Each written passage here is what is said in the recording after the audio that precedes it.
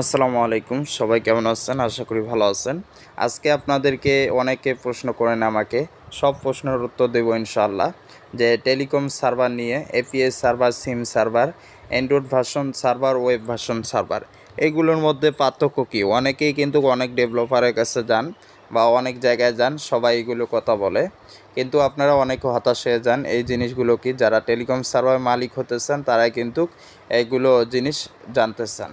আজকে আমি সম্পূর্ণ ভিডিওর মাধ্যমে দেখানোর চেষ্টা করব বা বোঝানোর চেষ্টা করব সিম সার্ভার কি, এপিএস সার্ভার কি, ওয়েব ভার্সন সিম সার্ভার কি, অ্যান্ড্রয়েড ভার্সন সিম সার্ভার কি। এখন আপনাদেরকে সর্বপ্রথম আমি বোঝানোর চেষ্টা করব যে অ্যান্ড্রয়েড ভার্সন সার্ভার এবং ওয়েব ভার্সনের সার্ভারের বা দুইটার মধ্যে পার্থক্য কী। এখন অনেকে প্রশ্ন করেন এটা নিয়ে।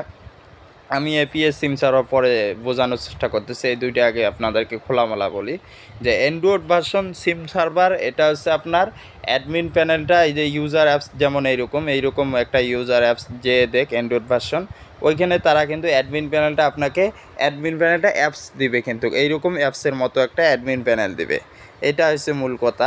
আর ওয়েব ভার্সন সার্ভারের আপনি ফেসিলিটি হচ্ছে আপনার একটা অ্যাডমিন প্যানেলটা আপনি ওয়েবসাইটের মাধ্যমে কন্ট্রোল করতে পারবেন। ওয়েব ভার্সন সার্ভার এটা ফির সুযোগ আছে যে ওয়েব ভার্সন সার্ভার যদি ওয়েবসাইটের মাধ্যমে আপনি কন্ট্রোল করেন, ইউজার অ্যাপস কিন্তু আপনার প্লে স্টোরে থাকবে, অবশ্যই এরকম ইউজার অ্যাপস থাকবে, কিন্তু ওয়েবসাইটটা হবে আপনার অ্যাডমিন প্যানেল, যার কারণে এটাকে ওয়েব ভার্সন বলে।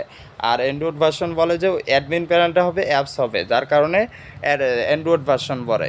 এইটার মধ্যে এইটাই পার্থক্য, তাছাড়া এখানে আর কিছুই পার্থক্য নাই। এখন এইটা আপনাদেরকে খোলামেলা বললাম। এখন আপনাদেরকে বলে এপিএস সার্ভার, কেউ বলেন সিম সার্ভার, এই দুইটা পার্থক্য কী। এপিএস সার্ভারের পার্থক্য বা সিম সার্ভার, এখন বলি সিম সার্ভার হচ্ছে আপনাদের নিজের যে রিটেলার সিম আছে, আপনাদের নিজের যে সিম আছে, পার্সোনাল সিম বা রিটেলার সিম, সেটা দিয়ে আপনি রিচার্জটা কাস্টমারদেরকে দিতে পারবেন। দেখা গেল কাস্টমাররা আপনার ইউজার অ্যাপসে রিচার্জ করলো, তখন আপনার নিজের সিম থেকে রিচার্জটা যাবে অটোমেটিক, যদি অটো সার্ভার নিয়ে থাকেন। আর এপিএস সার্ভার কীরকম? এপিএস সার্ভারের ফ্যাসিলিটি হচ্ছে আপনার এপিএস সার্ভারটা যারা সিম সার্ভার চালায় তাদের কাছ থেকে এপিএ কানেক্ট করে নেওয়া। দেখা গেল আপনার সিম নেই বা সিম সার্ভার চালাতে খুব ঝামেলা লাগে, বা সিম সার্ভারে কিন্তু ইনকাম বেশি আছে। আর ওই যে এপিএস সার্ভার ইনকাম কেন কম, যে এপিএ কানেক্ট করে নেবেন, যে সিম সার্ভার যে চালায় তার কাছে দেখা গেল ঝামেলা হতে পারে, টাকা পয়সা বা যে কোনো বেশিরভাগই এইরকম হয়। দেখা গেলো এক জায়গায় কানেক্ট করে নিলেন, এপিএ কানেক্ট করে নিলেন, দেখা গেলো হাজার টাকা অ্যাড করাইলেন তার সার্ভারে, তার ওইখান থেকে রিচার্জটা কিন্তু আপনার সার্ভারে আসতেছে, আপনার সার্ভার থেকে আপনার ইউজারের কাছে যাইতেছে। দেখা গেলো হাজার টাকা অ্যাড করলেন, কেউ দুষ্টমি করে ওরা 2 নাম্বারই করলো আপনার সাথে, দেখা গেলো টাকা কেটে দিল বা অ্যাকাউন্টে ডিলিট করে দিল, এইরকম কিন্তু অ্যাভেলেবেল করতেছে।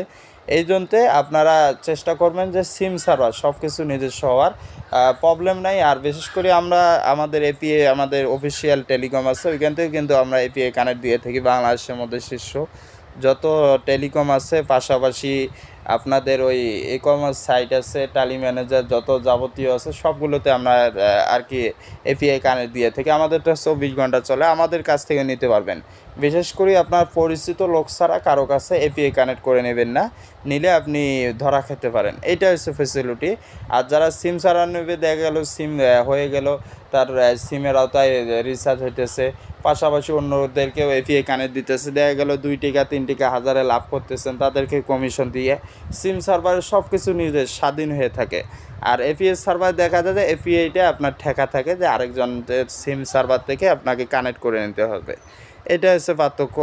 এখন যে অন্য বাংলাদেশের বলি না আমি, অন্য জায়গায় দেখা যায় যে সিম সার্ভারে এপিআই কানেক্ট করা যায় না, কিন্তু আমাদের এখানে সিম সার্ভারে আপনি এপিআইও কানেক্ট করতে পারবেন। আমরা এটা কোডিং করেছি এবং একমাত্র আমরা এটা বিলিং সিস্টেম করে দিচ্ছি, আমরা এটা সিস্টেম করেছি। যারা রিটেলার সিম না থাকুক, দেখা গেল আপনার প্রথমে রিটেলার সিম নাই, আপনি সামনে রিটেলার সিম নেওয়ার চিন্তাভাবনা আছে, তাহলে আপনি সিম সার্ভার নিলেন, নেওয়ার পরে এপিআইটা কানেক্ট করে নিলেন, সিম সার্ভারেও কিন্তু যাবে, শুধু আমাদেরটা এই সিস্টেমটা করে দিছি। এপিআই কানেক্ট করে নিলেন, তারপরে দেখা গেল যে আপনার মনে করেন যে পরবর্তী আপনি সিম জোগাড় করলেন, আপনার হাজার হাজার টাকা যখন রিচার্জ, সিম জোগাড় করে সিম দিয়ে আপনি চালাইলেন। এইটা হচ্ছে পার্থক্য, আর এটা হচ্ছে সুবিধা অসুবিধা। আশা করি আপনাদেরকে আমি সম্পূর্ণ বোঝানোর চেষ্টা করছি ইনশাল্লাহ। আপনারা মনোযোগ সহকারে যদি ভিডিওটা দেখে থাকেন তাহলে আর আমাকে ইনবক্সে এসে প্রশ্নগুলো করবেন না। যারা একবার না বুঝবেন আবার ভিডিওটা দেখলে বুঝতে পারবেন। আর যারা সার্ভার তৈরি করে নিতে চান, Android server, SIM server, web version server, সব সার্ভারে আমাদের কাছে আছে। অটোমেটিক প্লে স্টোরে পাবেন অ্যাপস, অন্য অন্য জায়গায় প্লে স্টোরে দেয় না, কিন্তু একটাই কি, অন্য অন্য জায়গায় প্লে স্টোরে দেয় না, দেখা যায় কম রেটে পান, ওই জায়গায় দৌড় দেন। এইরকমই আর কি মার্কেটটা চলতেছে এরকম বর্তমানে। আমাদের থেকে যারা নেবেন তাদেরকে আমরা খোলাসা বলে দেব কোনটা কি হবে, কোনটা যাবে না যাবে, তারপরে আপনারা নিতে পারবেন। আপনারা যারা টেলিকম সার্ভার নিতে চান, আমাদের ডেসক্রিপশনে নাম্বার দেওয়া থাকবে, আপনারা হোয়াটসঅ্যাপে যোগাযোগ করার চেষ্টা করবেন। হোয়াটসঅ্যাপে মেসেজ দিলে আমরা রিপ্লাই দেওয়ার চেষ্টা করব ইনশাল্লাহ।